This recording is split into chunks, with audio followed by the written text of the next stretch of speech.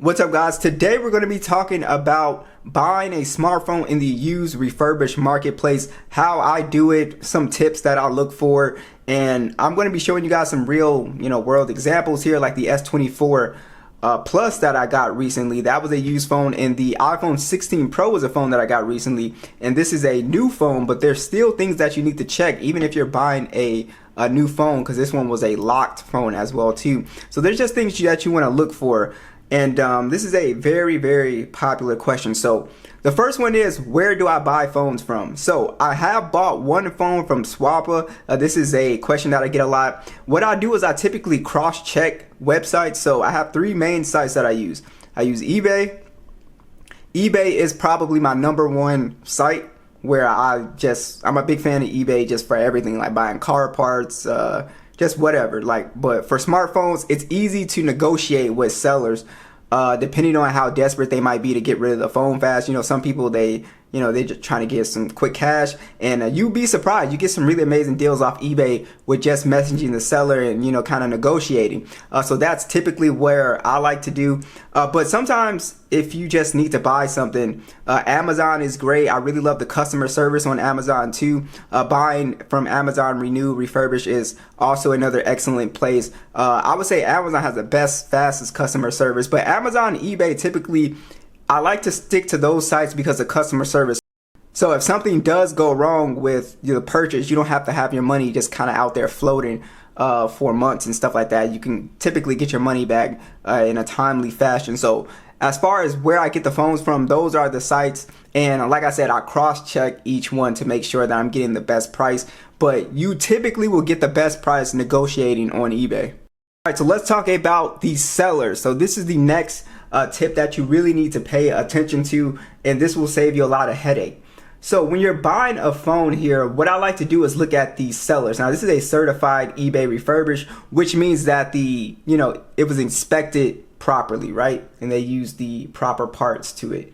Because all a refurbished phone is, like, there's something that might have gone wrong with like the port, right? So they swap it out and then they put it back on the market. This is just very simple stuff. What I like to do is look at the seller ratings here. So this is a guy with good seller ratings, but we don't want to just look at the seller ratings, because he could have sold like 5 things, right? And had good ratings. We want to look for a guy that has sold a lot of stuff. So he's got quite a few followers. He sold a lot of stuff. 97.7% of the purchases on reviews. And look, you want somebody who's been on eBay for a minute. We don't really want somebody who's been on eBay for a year.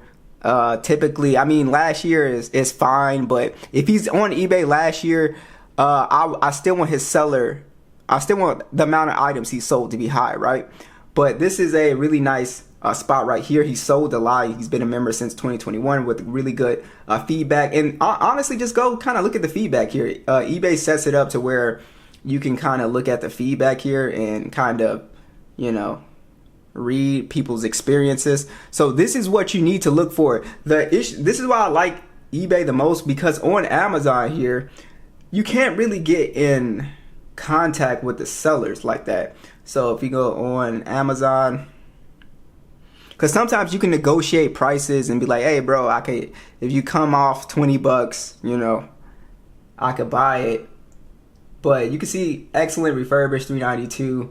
And what's cool about Amazon is they do have like trade-ins as well too, which is pretty nice. So we can also look at the profiles on Amazon. 83% is okay.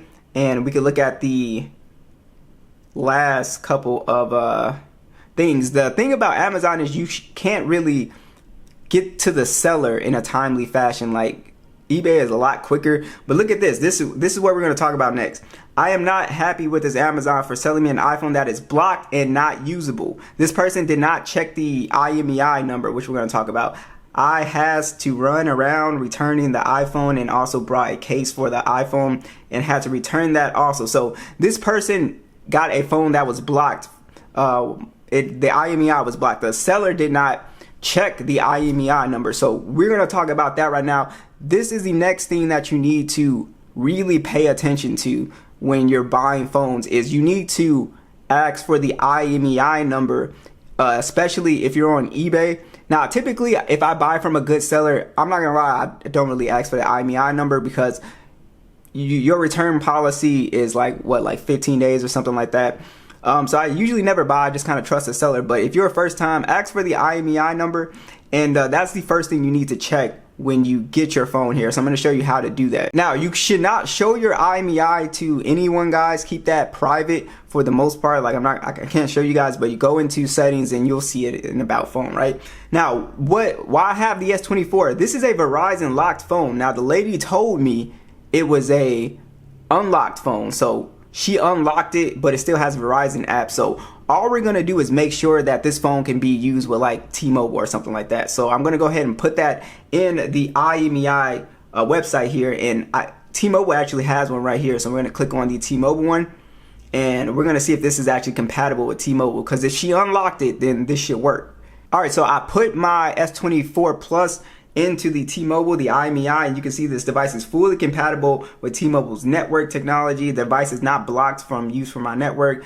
It is eSIM compatible, blah, blah, blah. So it is compatible. So all I did was, you can just type in IMEI checker in Google, and you could use Swappas, you could use the T-Mobile one, whoever you are going to go with, and you just put it in there, and it'll basically show you if the phone is financed still, and it'll show you if it's been if it's, you know, able to be, you know, used on a certain carrier or something like that. It'll just give you the information. Check that, and then you won't have that issue.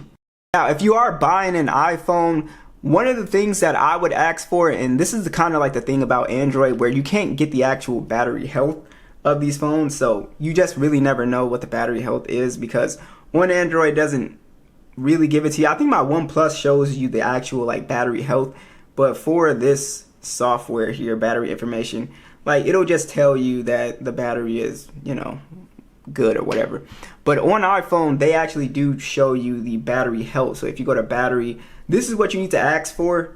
Now, obviously, if it's a new phone, it's going to be 100%, but I would still check it anyway. The reason why you need to still check it is because if it's like 99 or something like that, 98, that means that the battery is probably a bad battery. Well, it's not probably, it is. It's a bad battery, you need to return it. So if it's not 100 and it's a new phone, and also I wouldn't recommend buying anything that is below like 84, 83% battery health in the used refurbished marketplace, unless you're going to replace it. You can replace the battery, take it to a phone shop. It's very, you know, it takes them little to no time to swap out the battery. But yeah, so you can replace the battery if you're okay with that. You get it for a good price, but always check the battery health for iPhones, because we don't want something that's 70 in the 70s or anything like that. We want to look for that mid 80s and up. Also with iPhone, we want to check, and this is for any phone that you get that's locked to a carrier. So this is T-Mobile locked, and we can see this is financial eligibility paid. So what that means is that we want to make sure that this phone is paid off and it's not still on finance. So basically, if the person stops making payment, the ESN it'll be a bad ESN, right? So we don't want that. We want, if you're going to buy a locked phone, we want it to be completely paid off as well too. So you can see the blacklist is clean on here as well, so it wasn't stolen or anything like that. So that is what we're going to look for with iPhone and Android. Lastly, we're going to check everything when we get our device here. Now, I like to use Phone Doctor Plus. Samsung has an even built-in one. You can use Phone Doctor for iPhone or Android, and basically you're just going to test everything out, and you're going to test the screen, the microphones, everything. You need to do this on day one. All of the Wi-Fi, Bluetooth, GPS sensors, gyroscope. Test everything. Just run the test on this to make sure all the essentials work here. And that is pretty much it. And obviously, if you get a phone that's in, let's say, acceptable condition, acceptable means there's going to be kind of deeper scratches and stuff like that. If you get a phone in very good condition, you should expect, you know, it to look pretty good. Excellent means it should look pretty much brand new. And yeah, so just do note that, because I know a lot of people, you know, I guess they don't really get, like, if you get a phone that's in very good condition, there's still going to be some, you know, light scratches on the screen and stuff like that. So you just do need to note that based on the condition. But let me know what you guys think, and I'll catch you guys in the next one.